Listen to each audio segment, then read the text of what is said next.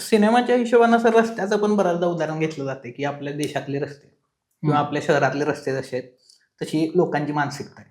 म्हणजे म्हणजे जर रस्त्यात डबरे आहेत, खड्डे पडलेला, तर ती म्हणजे तसा समाज आहे.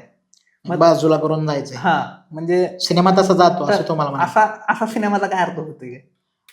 दोन त्याचे हे आपल्याला हे करता येतील की प्रत्येक जण म्हणजे थोडक्यात पॉलिटिकल अर्थानं जर म्हणायचं म्हटलं सिनेमाकडं बघायचं म्हटलं तर अपॉलिटिकल किंवा नॉन पॉलिटिकल असं काही नसतं.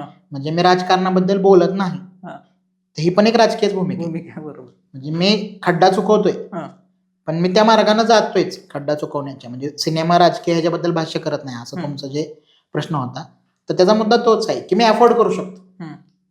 राईट. की जसं साऊथ बॉम्बेमध्ये 34% मतदान होतं, कारण त्यांना माहित आहे मी मतदान केलं नाही केलं तरी साऊथ बॉम्बेतल्या लोकांचं काही अडणार नाही. पण जो झोपडपट्टीत राहणारा माणूस आहे, जो स्लम मध्ये राहणार आहे किंवा शेतकरी आहे, हे समजा आपल्या इथल्या केसमध्ये म्हणा घेतलं अनुसूचित जाती जमातीचे लोक की ज्यांचं डे टू डे जगणं हे सरकार कसं येणार आहे त्यावर डिपेंड आहे. रेशन मला कमी मिळणार आहे का जास्त मिळणार आहे, माझा अंत्योदयचं कार्ड बनणार आहे का नाही बनणार आहे, माझा आयुष्यमान मध्ये मला सवलत हेल्थ मध्ये मिळणार आहे का नाही मिळणार आहे. बरोबर. त्या ठिकाणी पर्सेंटेज तुला जास्त दिसतं वोटिंगचं. त्यामुळे ती भूमिका आहे राजकीय त्यांची. बरोबर. आणि ह्यांची पण, कारण ह्यांना माहित आहे म्हणजे अदानी अंबानीनं वोटिंगला नाही गेले तर काही फरक पडणार नाही, कारण त्यांची कामं अडणार नाही. बरोबर.